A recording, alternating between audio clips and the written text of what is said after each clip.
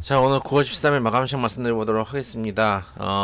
지금 제가 여러 번 찍다가 몇 번 튕겨가지고 다시 찍고 있는데, 안 되는 날에는 뭐가 해도 안 돼요. 컴퓨터도 안 돼요. 컴퓨터도 세상에나. 밖에 비도 오고, 그렇습니다. 오늘 제가 마감 시황을 여기저기 좀 돌려봤는데 CPI 이야기들이 가장 많습니다. 일단은 시장에서 예측하는 CPI 8월 CPI 일단 예상치는 전년 동월 대비해서 한 3.6% 올 걸로 예상하고 있습니다. 이럴 경우 7월 3.2%를 웃들 뿐만 아니라 5월이 4.0%였거든요. 전년 동월 대비고요. 거기에 비해서 최대 폭을 기록할 것이다. 사실 전년 동월 대비는 이게 조금 우리가 기저효과를 인식해야 될 필요가 있는 게, 그러니까 계속 인플레이션이 낮아지고 있는 상황이잖아요. 그러면은 전년 동월 대비 이제 8월을 같이 비교를 한다는 얘기인데, 전월 8월이 전월 7월보다, 7월이 6월보다 인플레이션이 더 심했을 가능성이 높거든요. 한 달로 봤을 때는. 금리 인상을 하면서 인플레이션이 잡아오고 있는 상황이니까 그런 점도 조금 우리가 생각을 해볼 필요는 있습니다. 그러고 변동성이 큰 에너지 식료품을 제외한 근원 CPI는 전년 동기 대비해서 4.3% 정도 오를 것이다. 전달 대비 0.2% 정도 오를 것으로 예상되고 있다라고 보시면 되겠습니다. 오름폭이 이제 근원 CPI 오름폭은 조금씩 줄어들고 있는 반면에 일반 이제 헤드라인 CPI 같은 경우는 아무래도 유가가 많이 올라오고 있죠. 그러다 보니까 이 갭이 좀 줄어들고 있는 게 아닌가라고 보시면 될 거다 말씀을 좀 드리고 싶고, 사실 유가가 잡히기가 좀 쉽진 않죠. 사우디하고 러시아에서 동결한 것도 있지만 유가 감산을 올해 말까지 연장한 부분들도 있지만은 우크라이나 전쟁이라는 게 사실은 가장 핵심적인 부분입니다. 우크라이나 전쟁이 끝나야죠. 사실은 지금 1년이 넘었잖아요. 일주일이면 끝난다 그랬던 전쟁이 지금 1년이 넘어가고 있거든요. 우크라이나인들도 대단한 거죠. 사실 어떻게 보면은. 그러다 보니까 현대전에서 1년이 넘는 거는 쉽지 않습니다. 옛날에 큰 전쟁이 이게 무슨 이스라엘하고 팔레스타인 전쟁처럼 정말 길어질 수도 있고, 걸프전이 옛날에 이런 정도의 미국이 나섰던 전쟁, 걸프전이 1월 17일부터 2월 28일까지 한 달 하고도 11일 했거든요. 한 달 11일 하면 한 40일 정도 했는데, 이 정도 규모의, 그러니까 내전이 일어나거나 하는 복잡한 양상의, 종교적인 양상의 전쟁이 아니고, 이런 나라와 나라가 붙고 미국이 참전하고 이런 상황에 있는 전쟁이 지금 1년이 넘어가는 거는 쉬운 일은 아닙니다. 그러다 보니까 CPI가 지금 안정을 못 하고 있는 외부적 요인들도 우리가 생각을 해볼 수밖에 없다. 둘째, 오늘 시장 보면서 수급 얘기를 좀 안 할 수가 없는데, 일단 아시아 시장을 보면 장초보다 전반적으로 약세로 마감했는데, 장초에는 제가 막 브리핑을 들었지만 소폭 강세에서 혼조 정도 양상을 띄고 있다가 코스닥, 우리 시장에 사실 빠지면서 같이 빠진 부분도 있는 것 같아요. 요즘 이제 상해 지수 같은 경우, 옛날에는 제일 이제, 영향력이 컸던 게 상해 지수였는데, 특히 이제 선물하시는 분들 같은 경우는 상해 지수, 개장되면 10시 반 되면 또 이제 선물의 흐름이 좀 바뀌는 경우들도 많이 있었는데, 이제는 그 코로나 이후엔 상해 지수가 조금 동행하지 않는 경우도 좀 많이 있거든요. 왜 그러냐면은, 북미권이나 우리나라나 일본이나 모두 새로 이제 미국에서 화이자, 아스트라제네카 이런 데서 백신 개발하면 다 그거 빠리빠리 들여와가지고 백신 맞추고 리오프닝하고 뭐 이렇게 했잖아요. 그러니까 미국에서 하는 거 거의 따라하고 유럽에서 하는 거 따라했거든요. 근데 중국은 그렇지 않았거든요. 자기들 자체 개발한 백신들 쓰고 또 리오프닝도 상당히 늦었단 말이에요. 그러다 보니까 증시 흐름 자체가 좀 많이 다른 부분들이 좀 있었어요. 그러다 보니까 오히려 우리나라에서 또 일본에서 가장 먼저 장을 열다 보니까 우리나라가 같이 밀리는 좀 부분들도 있지 않나 라는 좀 생각이 듭니다. 그래서 다른 것보다 코스닥과 코스피의 흐름이 많이 달랐는데, 코스피는 오늘 외국인이 1100억 매수, 선물에서는 4300 하니 합쳐가지고 5500억 정도 매수, 코스닥에서는 1300억 정도 매도였는데, 코스피를 매수한 이유는 두 가지 크게 보면은, 삼성전자가 일단은 반도체 가격 인상한다는 게 있었고요.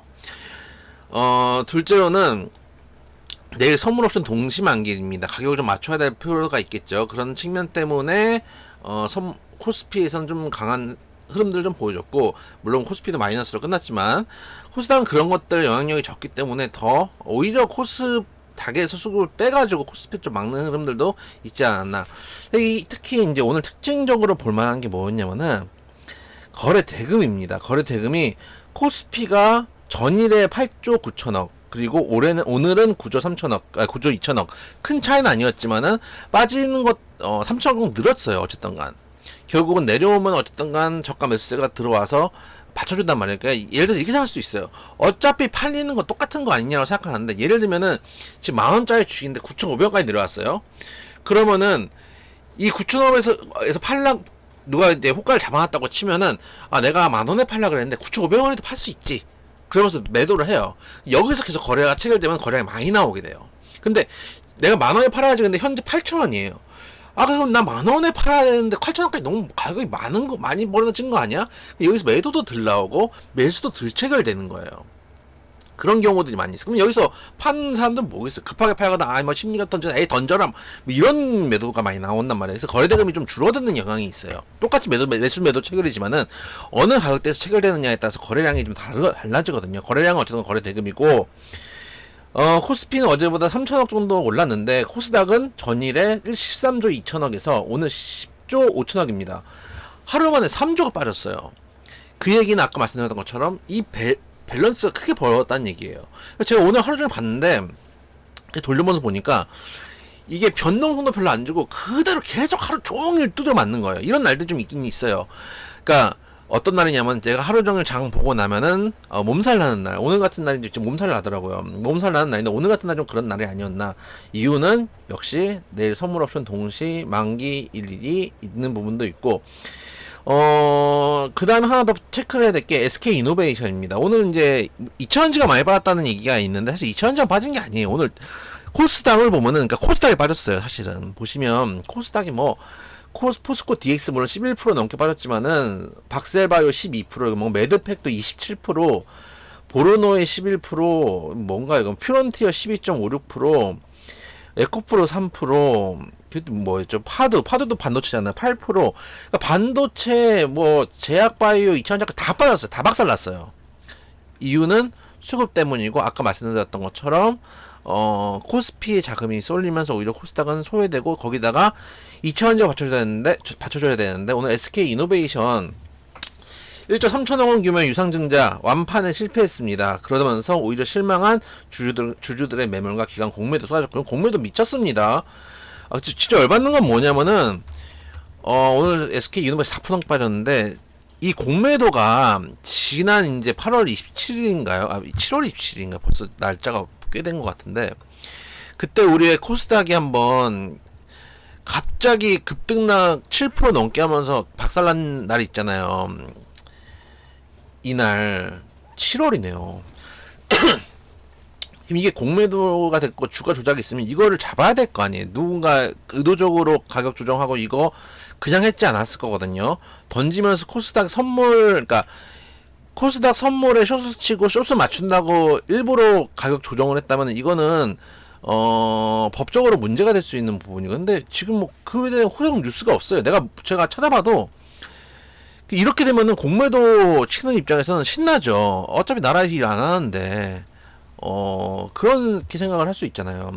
거기다 불법 공매도 해도 주의만 해요. 불법 공매도는 진짜, 특히 비차익 공매도는 전 진짜 큰 문제라고 생각하거든요. 왜냐하면 비차익 공매도 같은 경우는 실제로 유가 증권을 찍어내는 거예요. 돈 찍어내는 거랑 똑같아요. 불법 공매도를 해가지고 그거 시장에 팔면 그 돈 되는 거잖아요. 그러면은 세종대왕 찍혀있고 신사임당 찍혀있는 현금 만드는 거랑 똑같은 거란 말이에요. 근데 그거에 대한 금융당국에서 뭐 돈을 받아 처먹는지 어쩌는지 내가 알 수는 없겠지만은, 너무 거기에 대한 관심이 미비하다 보니까 공매도가 엄청나게 좀 신을 내고 있어요. 특히 에코프로, 포스코 이런 데서 공매도가 아주 쓴맛을 봤잖아요. 그러다 보니까 공매도 세력들이 이때다 싶어가지고 작사를 내놓고 있어요. 어찌됐던 간 그런 여러가지 이유들이 있어서 오늘은 코스닥 크게 말리는 모습이었고, 일단 내일 CPI, 오늘 밤이죠. 오늘 밤 10시 반이었던 건, 10시 반인가 9시 반이었던 걸 기억나는데, CPI 발표하고 내일 이제 선물옵션 동시 만기를 지나고, 어쨌든 간 중요한 거는 우리 시장은 당분간 또 다음 주 화요일 수요일 또 FOMC 기다리고 있죠. 그리고 그때 지나면 또 그 다음 주에 연휴죠. 그러다 보니까 계속 흐름들이 다다음 주가 연휴죠. 다다음 주가 연휴가 이어지다 보니까 아마 쉽지 않은 흐름들이 이어질 것으로 봅니다. 근데 추석은 우리나라 명절이잖아요. 그러다 보니까 미국 시장이라든지 유럽 시장이 좀 견조해지면 거기에 또 흐름을 같이 타고 올라갈 수 있다고 생각이 되니까 미국 시장부터 일단 자리를 잡고 우리 시장도 따라가 보자. 그리고 어쨌든 간 최근에 코스닥 많이 빠졌는데 코스닥 또 올라올 때 쉽게 올라오잖아요. 가격 메리트가 있는 이상 저가 매수세 들어오기를 기대해 보겠다 라는 말씀 드려보도록 하겠습니다. 오늘 같은 날도 있다. 하루 종일 시장 보면은 좀 몸살 나는 날이 있다 라고 생각을 해 주시고 이것도 주식이다 라고 생각을 하셨으면 좋겠다는 말씀 드리도록 하겠습니다.